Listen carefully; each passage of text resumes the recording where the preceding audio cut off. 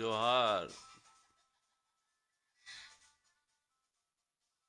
मेरे कबीले के भाइयों, गणवीरों,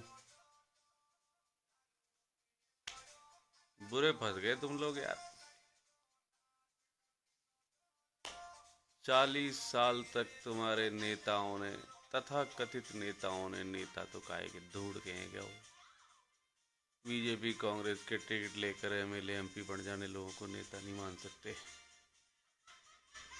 तुमको हिंदू बना दिया। बचा कुचा काम आरक्षण के लुटेरे अफसरों ने कर दिया। अनपढ़ मंदबुद्धि लुगाइयाँ उनकी बड़ियों माटू के साथ रह रह करके दुनिया भर के डोंग ढकोसले गांव में लेके आ गई। तो सब हिंदू बन गए भाई धीरे धीरे।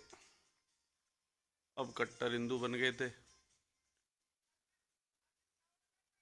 फिर चक्कर पड़ गया समीकरण का, क्योंकि सबको नेता ये अफसरों को अपनी बीवियों को एमएलए बनाना था। एमएलए बनाता तो समीकरण बिना पार पड़े को नहीं, जो लगे इनको। चमारन का वोट है हर जगह विधानसभा में। मजबूरी में हिंदू बनते गए, कट्टर हिंदू बनते चले गए।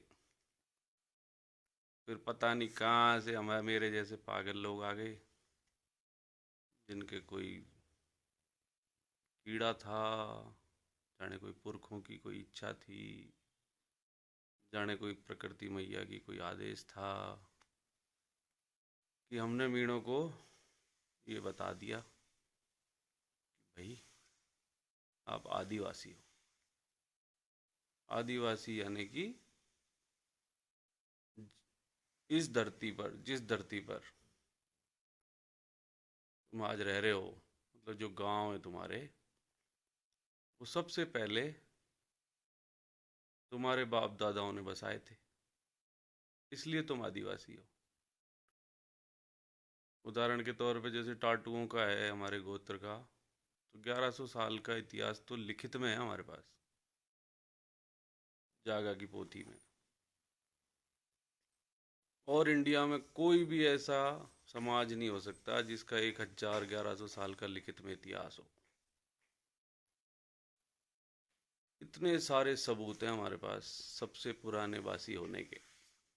पुराने वासी यानी आदिवासी। इसलिए अब आप मजबूर हो गए आदिवासी मानने को खुद को, क्योंकि सच्चाई जो है वो तो माननी पड़ती है।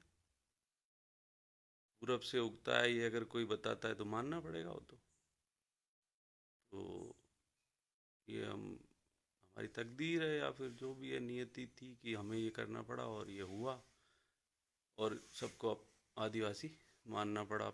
अपने आप को, मीणाओं को, और खूब आदिवासी मान चुके हैं। अब एक नई बीमारी मंदबुद्धि अफसरों ने शुरू कर दी है कि अभी जनगणना होने वाली है,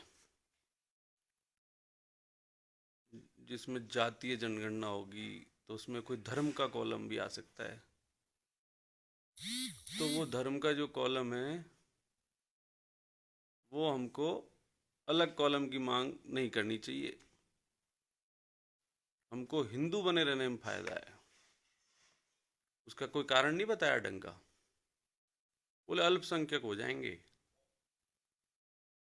अल्पसंख्यक हो जाएंगे तो क्या हो जाएगा भाई? कौन है ये बहुसंख्यक लोग जो तुमको खा जाएंगे? अल्पसंख्यक कैसे हो जाएंगे? पहली बात तो ये है, जाट जो हैं जाटों की जमीन जोत रहे हैं, गुजर गुजरों की जमीन जोत रहे हैं, अहीर अहीरों की जमीन जोत रहे हैं, भील भीलों की जमीन जोत रहे हैं, संथाल संथालों की, गौंड गौंडों की। मीणों की जमीन कौन जोतने आ रहा है? बहुसंख्यक है कौन सा ये जिसके सामने मीणा अल्पसंख्यक हो जाएंगे? एक मंदबुद्धि बालक बोल रहा है कहीं पे कि हम जैसे ही अपने आप को कहा कि हम हिंदू नहीं हैं तो हमारा आरक्षण खत्म कर देगी सरकार। मतलब इतनी जहालत, इतनी अज्ञानता व्याप्त है हमारे तथाकथित पढ़े लिखे पूरे इंडिया में, दुनिया में फैले हुए मीणा कबीले की लोगों में। अरे जब मीणों के एसटी का यही पता नहीं है इनको कि एसटी पर कोई धर्म लागू ही नहीं है।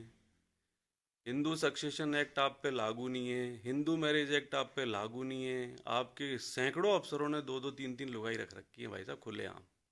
कौन सी दुनिया में जीते हो? जबरदस्ती हिंदू बने हो, कोर्ट तुम्हें हिंदू मानता नहीं है। कोर्ट तुम्हें हिंदू मानता नहीं है, तुम जबरदस्ती हिंदू बनना चाहते हो। आदिवासी को हिंदू मुस्लिम सिख ईसाई बौद्ध होने की जरूरत ही नहीं है। कोई मुद्दा ही नहीं है। ये सिर्फ एससी के लिए होता है कि एससी जो है वो जो है मुस्लिम नहीं हो सकता। बाकी सब हो सकता है, उसमें भी वो पहले से ही सीए लागू कर रखा है एससी के मामले में कि हिंदू होना चाहिए या तो, या फिर बुद्ध बौद्ध बन जाए, या फिर ईसाई को भी शायद एससी में ले लेते हैं। मुस्लिम नहीं होगा, मुस्लिम होते ही उसका एससी की आरक्षण खत्म हो जाएगा। नहीं जगदीश, आरक्षण खत्म हो चुका है, वैसे कुछ बचा नहीं है, पर इसका बड़ा तगड़ा भय व्याप्त है हमारे मीणा कबीले में। इनको सिर्फ गैंगमैन बन जाना ही जिंदगी का सबसे बड़ा चरमोत्कर्ष लगता है। आज से 30 साल पहले तक अच्छी जमीन जायदाद वाले लोग अपने बच्चों को नौकरियों में नहीं भेजते थे, ये लोग भूल चुके हैं इस बात को। इसके पीछे कारण है, सोची समझी रणनीति रही है लगातार जो सरकारें आई उनकी, कि कृषि को घाटे का सौदा बना दिया गया है। इसमें इनका भी दोष नहीं है। कृषि से अब गुजारा चल नहीं सकता क्योंकि ये अपने तरीके बदलने को तैयार नहीं है हमारे लोग। इनको सरकारी नौकरियां चाहिए। सरकारी नौकरी इसलिए चाहिए क्योंकि वहाँ काम धाम नहीं करना पड़ता है और फोकट की तनख्वाह मिल जाती है। जैसे कि आप बिजली विभाग में लाइनमैनों को देख लो, रेलवे में देख लो। जो नीचे लेवल पे क्या है, काम कम होता जा रहा है क्योंकि मैकेनाइजेशन बहुत हो गया है और कई चीज़ें हैं जिससे कम काम करने से ही रेगुलर तनख्वाह मिलती रहती है, मेहनत नहीं करनी पड़ती, दो पैसे ऊपर के मिल जाते हैं। इसलिए नौकरी ज़्यादा मीठी लगने लग गई। जबकि अगर ये खेती बाड़ी के तरीके बदल चुके होते, जैसा कि बागवानी वगैरह करते, ये डेयरी उद्योग में कुछ करते, या कृषि संबंधित कई धंधे हैं प्रोसेसिंग के करते, तो कोई भी नौकरी करने की ज़रूरत नहीं थी अब भी। और मेरा तो ये बिल्कुल पक्का विश्वास है कि इस देश की सभी समस्याओं का हल कृषि में ही मिलेगा आखिरी में। इस देश में दुनिया की सबसे ज़्यादा कृषि योग्य भूमि है, फिर भी यहाँ के लोग अगर खेती के ऊपर अपना जीवन यापन नहीं करके गैंगमैन या चपड़ासी या झाड़ू लगाने वाले बनते हैं, तो इसमें कहीं ना कहीं सरकारी नीतियों की गड़बड़ है। क्योंकि सरकार ऐसे लोगों के हाथ में है जो खेती बाड़ी के बारे में कुछ जानते ही नहीं है, या जानते हैं तो उनका मन नहीं है उसके बारे में कुछ मदद करने को। नीतियों की गड़बड़ है प्रहलाद भाई। जितना पैसा ये खर्च होता है गवर्नमेंट का, जो बजट बजट का घोषणाएं होती हैं, वो एक्चुअल में अगर खर्च होने लगे खेती के ऊपर, तो वाकई में दिशा और दशा बदल सकती है, अर्थव्यवस्था बदल सकती है, इस देश को ओवरऑल फ़ायदा हो सकता है। परिस्थिति ये है कि पैसा पहुंचता ही नहीं है नीचे तक, योजनाओं का लाभ कभी मिलता ही नहीं है किसी को। तो ये क्यों नहीं मिलता है? क्योंकि सरकार नॉन एग्रीकल्चरिस्ट लोगों के हाथ में है।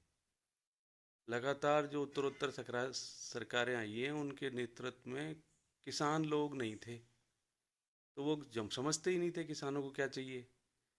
ये ऐसी ऐसी चीज़ें करते हैं जो किसान को समझ ही नहीं आती हैं। समझाते हैं तो बीच का सिस्टम नीचे तक नहीं पहुंचने देता। सब्सिडियां हैं जो घोषणा बन के रह जाती हैं।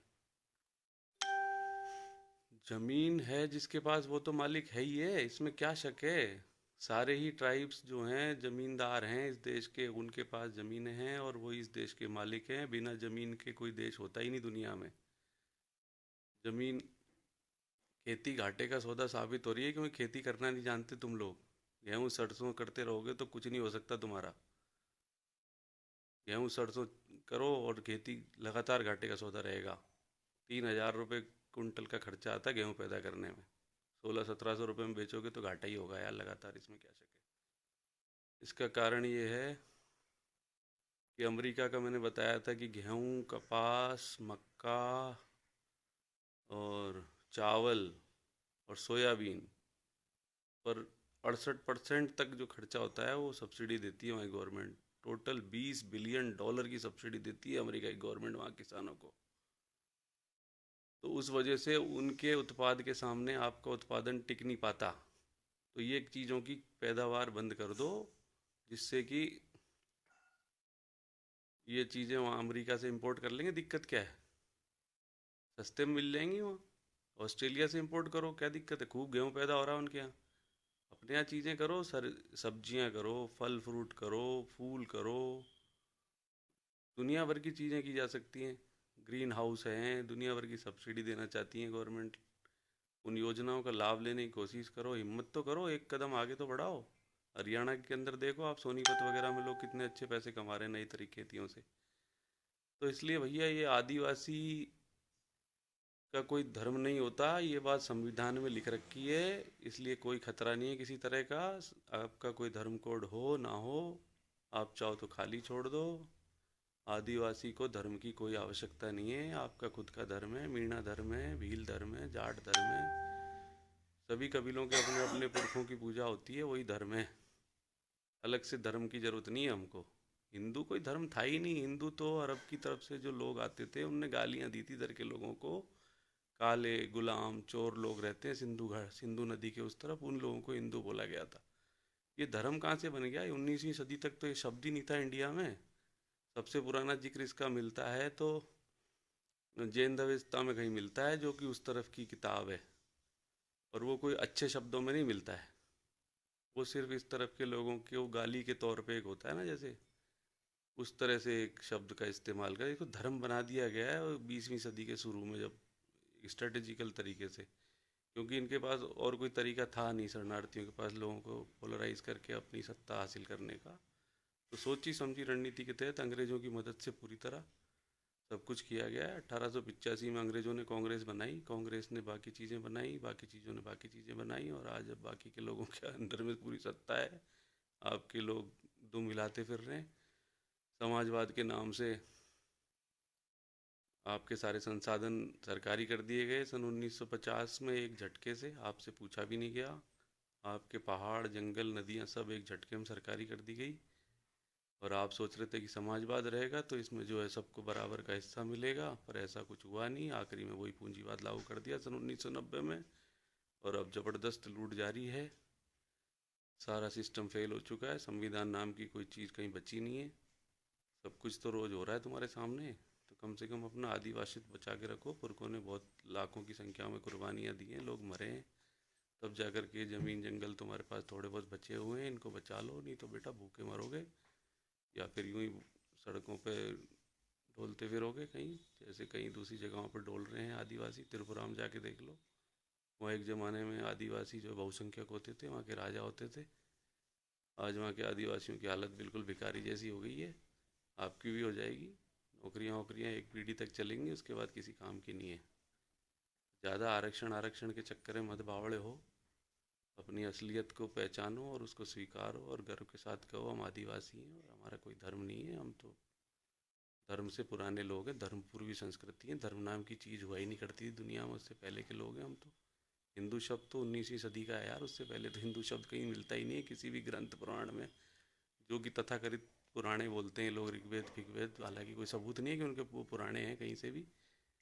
उनमें भी कहीं हिंदू शब्द नहीं मिलता। काहे को इसको धर्म मान के बैठे हो यार? हिंदू सिर्फ एक भौगोलिक क्षेत्र का नाम है, हिंदुस्तान। जो सिंधु नदी के पूरब की तरफ जो क्षेत्र पड़ता है वो हिंदुस्तान है, बस इतना ही है। इसमें धर्म वरम नाम की कोई चीज़ है नहीं है। ज़बरदस्ती परेशान मत हो, गर्व से अपने आप को आदिवासी कहो, और गुमराह मत हो ये समीकरण के बावड़े लोगों का। सिर्फ समीकरण बना बना के आपका इस्तेमाल करना चाहते हैं। सत्ता में पहुंचने के बाद ये तुमको पूछेंगे भी नहीं, घुसने भी नहीं देते अपने ऑफिस में आज भी तुमको। पहले भी बहुत एमएलए एमपी हो लिए, किसी ने कुछ उखाड़ के कुछ दिया नहीं तुमको भाई। आज भी कुछ नहीं कर पाते तुम्हारे 30-32 एमएलए हैं, कोई आवाज़ तक नहीं है मीणों की आज विधानसभा में। खूब आरक्षण के बारे में लोग उल्टा सुल्टा बोल जाते हैं, ये जवाब भी नहीं दे पाते। तो समझो, समझ सकते हो तो पुरखों की जो विरासत है उसको अगली पीढ़ियों तक पहुंचाने की जिम्मेदारी तुम्हारे हाथ में है। हमारा काम तो बताने का ही है भाई। हम तो कर रहे हैं जो कर सकते हैं अपने लेवल पे, अकेले से तो कुछ होगा नहीं। गुमराह मत हुआ करो फालतू की बातों में।